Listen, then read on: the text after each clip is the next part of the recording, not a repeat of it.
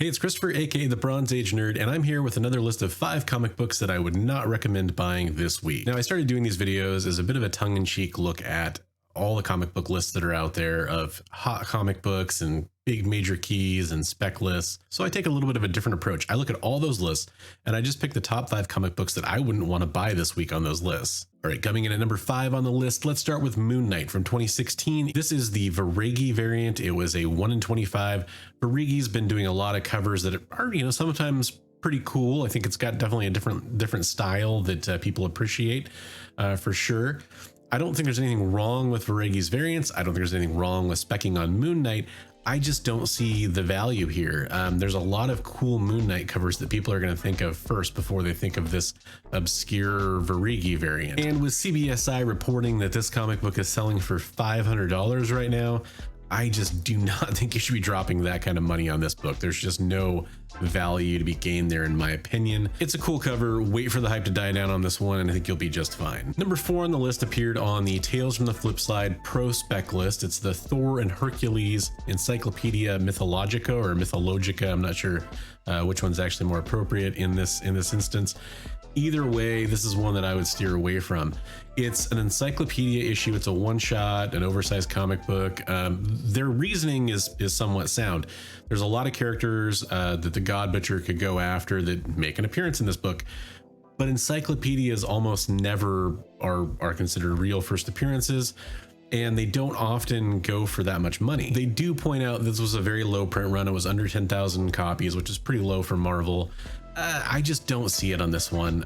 Maybe I'll be proven wrong, but I think you can safely steer away from this one. Number 3 on the list was on CBSI's Hot 10, and it is Spider-Girl number 59. This issue contains the first appearance of Peter Parker and Mary Jane's child in the alternate What If universe that Spider-Girl is from What If 105. And that is Benjamin Parker or Benji Parker. It's a baby appearance, and generally speaking, baby appearances don't do that well.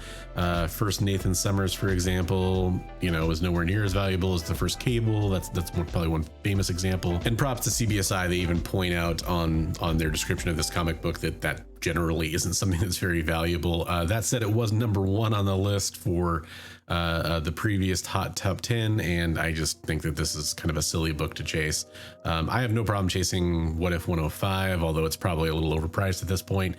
But this comic book, I just don't see it. There's also a couple other issues that have appearances by Benjamin Parker, so I'd kind of be looking at those if it was me. Now, not every comic book that's on this list appears on this list just because it's something that was, on a spec list. Some of them are just hot comic books and comics that have picked up in sales, and this is one of them. This is Detective Comics 359. Which is the first appearance and origin of Barbara Gordon as Batgirl. It's also the first Silver Age appearance of Killer Moth, although that's not necessarily why anybody's looking at this book right now. And it's a key. It's a guaranteed key all day long in its own right. There's nothing wrong with this book. There's nothing wrong with owning this book. If you find it at a great price, please buy it.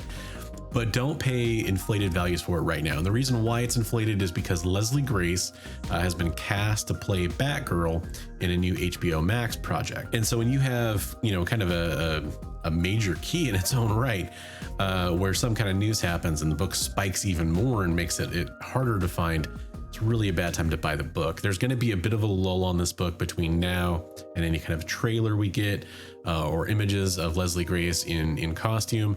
And if you're really going to hunt this book, which is totally fair, buy on a dip that happens after this next couple weeks, probably a few months down the road. Or if there's any kind of market correction or crash that happens, and you still are looking for this book and you're able to afford it, I would go after it then. Okay, so let's get to the number 1 comic book on the list. And this to me is the most interesting one to talk about. It was the reason I decided to do another episode in this series. And it's King Spawn number 1, specifically the 1 in 250 exclusive that's going to be sold to stores and retailers. It is going to be signed by Todd McFarlane, and Todd McFarlane sold this book and helped hype it up. Credit to him, he's a great salesman and businessman. Basically, he said that he will never sign this book. It's going to go on his do not sign list. So the only way to obtain this book is by selling 250 copies of the comic book. It's going to be signed by Todd McFarlane. He's also saying that he'll replace damages on it. Pretty cool, actually, because there was a lot of concerns about what happens happens if it arrives damaged. Also, apparently Diamond is going to be taking extra steps to make sure this book arrives in good condition, some stuff like that. But here's the thing. This comic book is not going to be rare, not in the real sense of rarity. Yes, it's a 100 and 250, and it's going to make this book sell huge numbers, which is the point. That's the reason this is being done. It's a retailer incentive essentially to buy extra copies. It's incentivizing retailers to buy more copies of this book. Of course, that's what retailer incentives are. But in this specific case, this is a pretty special one. Obviously, Todd McFarlane's signature. He's never going to sign it again. You hear that, you think, wow. There are stores that are probably themselves going to go after 40 or 50 copies of this 1 in 250. You know, it's hard to say exactly how many people are going to go after this comic, but it's up for order. People could order as many copies as they want to. So if you wanted a copy of this, you could do it. It's going to cost you several $100s to do so, but you can do it. And not only that, it's going to come with a certificate so it can get CGC graded. Apparently they found a way to make that work, which is kind of interesting and kind of cool in a way. I guess they're all going to be CGC witnessed at the time and then have a certificate saying that they were CGC witnessed, and there you go. So the interesting thing about this is a lot of these books are actually going to come back from CGC, and they're going to be, you know, graded, signature verified, probably 9/8. And there's going to be tons of them at some point on the market. On top of that, is King Spawn a key? Is it a mega key where some new Spawn appears? Is it going to be some massive book?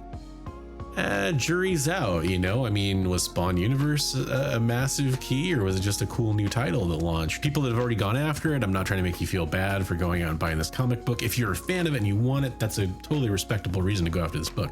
If you're chasing it for spec, there were some good deals on eBay. If you found a really good deal on eBay, which a lot of them seem to be less than it would actually cost for the retailer to acquire this comic book in the first place, if that's the case, you know, more power to you. But I don't think this is a book that I would recommend anybody chase, and that's why it ends up as #1 on the list for comic books not to buy this week. So there's the list. And I do want to add that anybody who finds any of these comic books, especially 2 through 5, for less than FMV, they're not necessarily bad comic books to pick up. You could flip them, all those kinds of things. I don't want to make it sound like you should never buy these.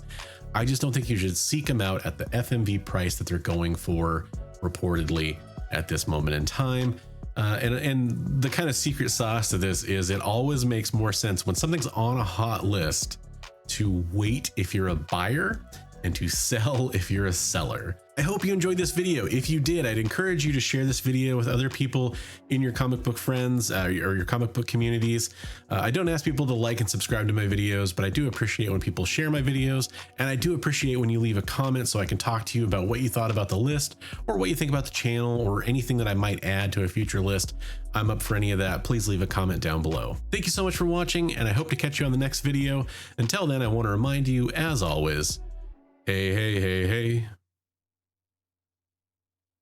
Read comics every day.